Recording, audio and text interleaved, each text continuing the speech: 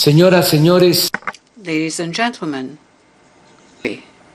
Mexico.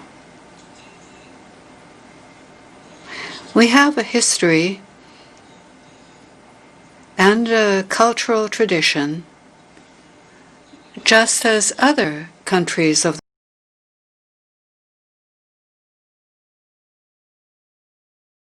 the world do.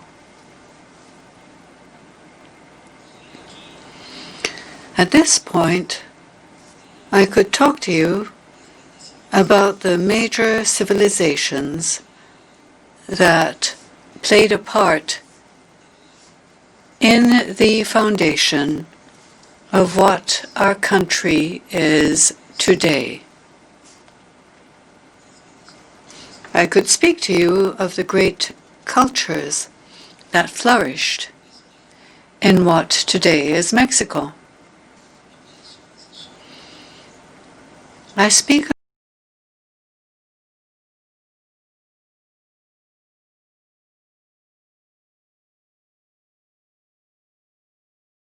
civilization, I speak of cultures, because those who conquer, those who dominate, those who colonize, always try to justify their atrocities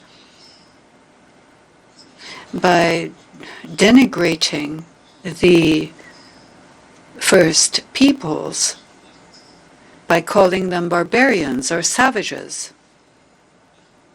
This is not the case for Mexico, not for our people, nor is it the case for other peoples of the world who are dominated, conquered, and colonized.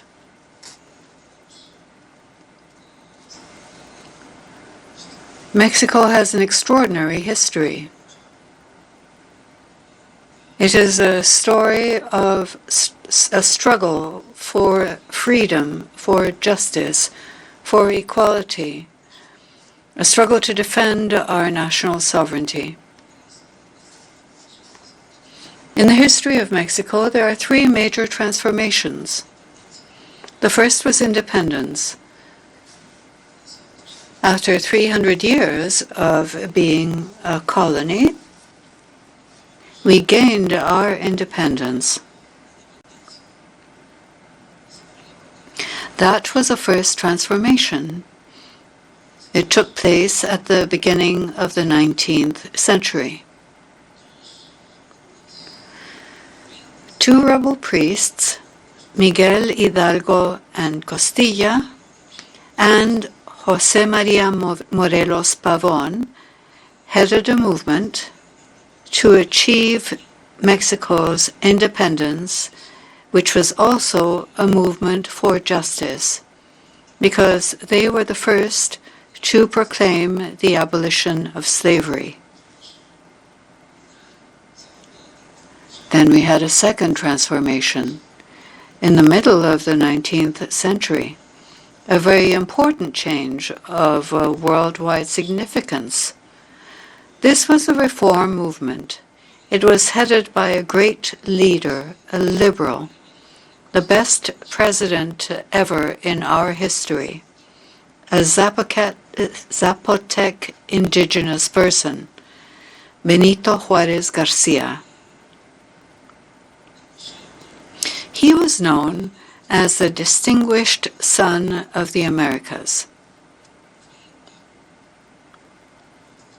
He was so important, or rather, his work and his fame were so great that Benito Mussolini was given that first name because his father wanted him to have the same name as Benito Juárez. What did our founding father do with the reform that took place at that time? He separated the state from the church. He did that before other countries did. He put into practice the biblical principle of render unto God the things that are God's, and unto Caesar the things that are Caesar's. Then a third transformation took place at the end of the 19th and the beginning of the 20th century. This was the Mexican Revolution of 1910. It was a fight for democracy because we were suffering under a dictatorship that had been imposed for 34 years. We fought to guarantee the freedoms, and we also fought for justice. There were very important social leaders who emerged at the time. The Flores Magón brothers were precursors of that revolution. Another good man,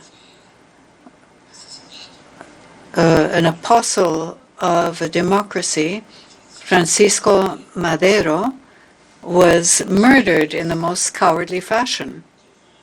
There were social leaders like Francisco Villa, a leader who defended the rights of peasants.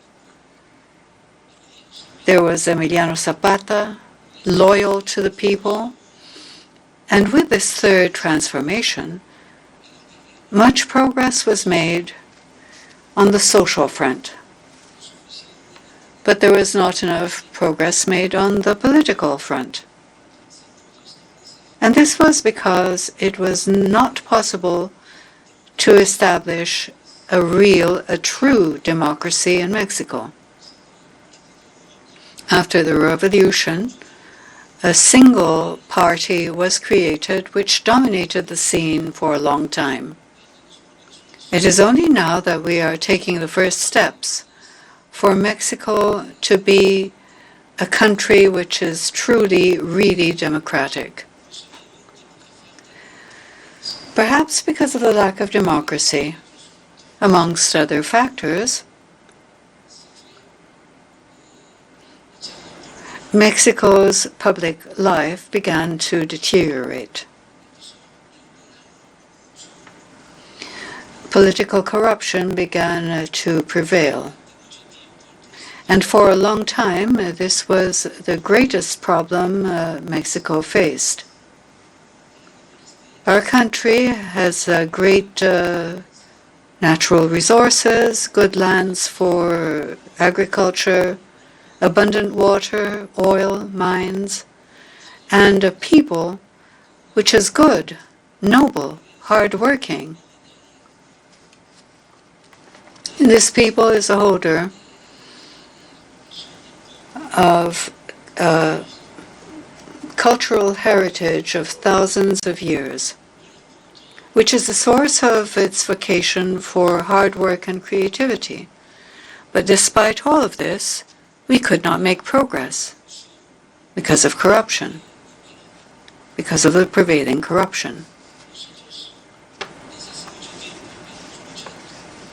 For a long time, we have been struggling to achieve real change in Mexico. And after many years, the people of Mexico decided to do so too.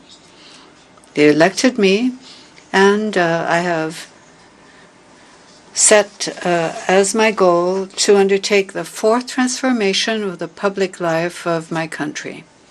I've already spoken about independence, reform, and revolution, and now I am determined and committed to conduct the fourth transformation in Mexico's public life, without violence and in a peaceful fashion. And we are achieving this despite the fact that we are facing two crises, the same crisis being faced in other countries of the world. We are facing the pandemic of the coronavirus, of COVID-19, this terrible disease.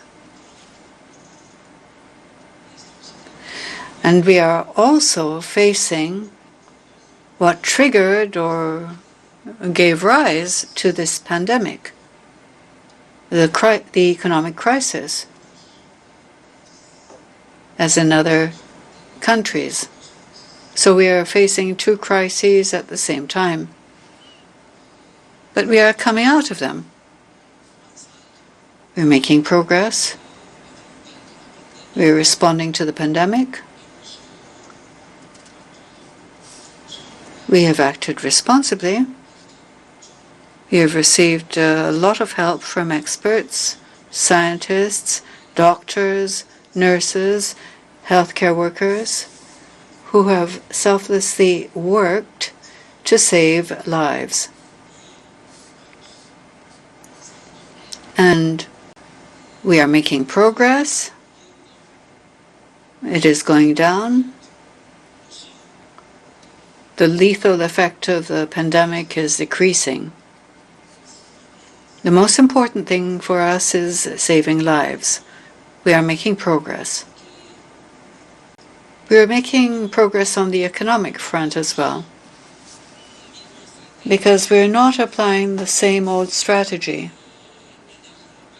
of indebting the country, of rescuing those on top with the falsehood that heavy rain above will trickle down, as if wealth were contagious. So what did we do? From the grassroots up, we are directly supporting the people. It is from the bottom up.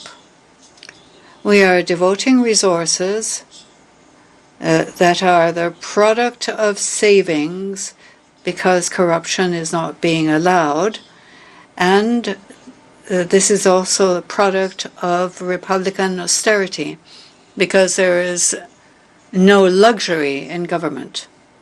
I'd like to mention to you that there was a presidential aircraft. Well, it still exists, but it's on sale. We raffled it, and we are still going to sell it. This aircraft is like a flying palace.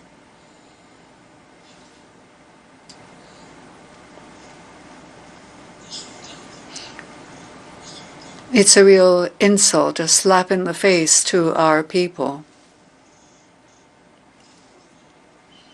A luxury aircraft for 240 passengers, which has been refitted to accommodate just 80 people, with a meeting room, with bedrooms, something offensive. Let me say that once again.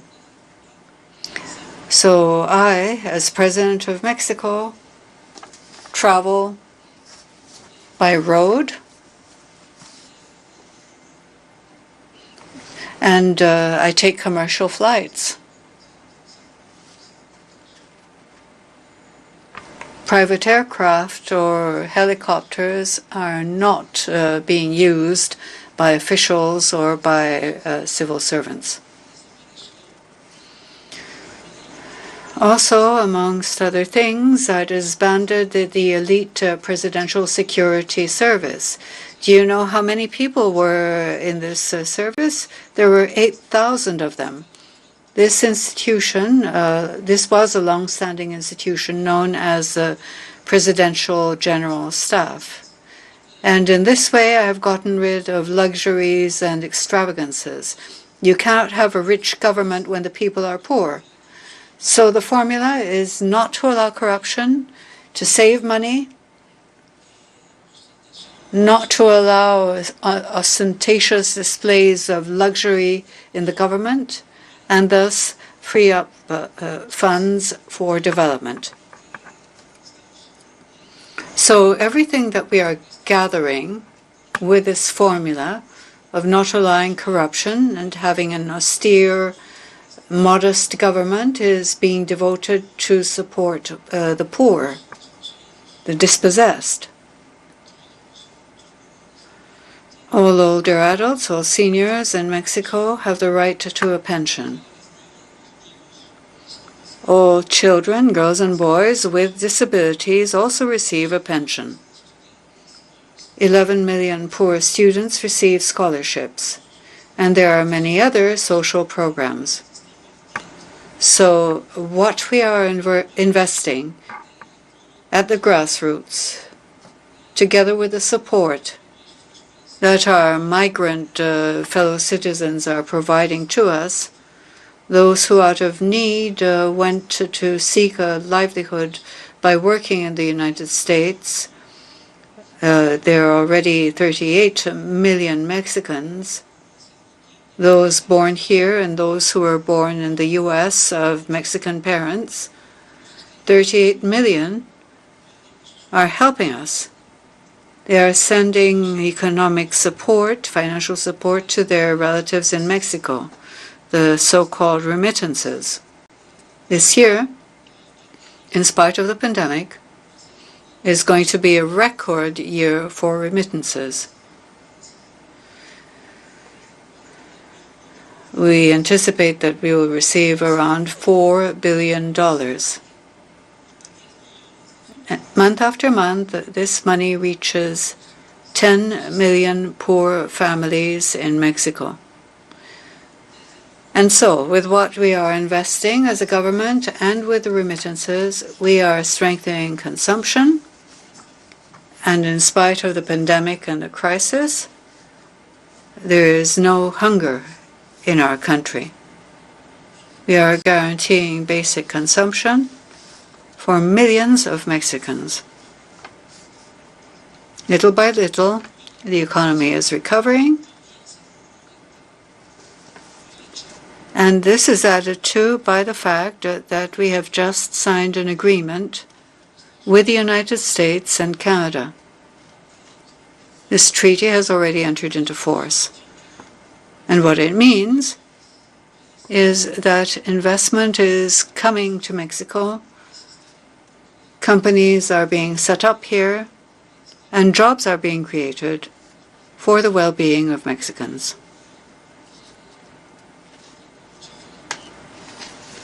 I have great faith in Mexico's future, but I also have great faith in the future of the world. I am a believer. My creed is universal brotherhood.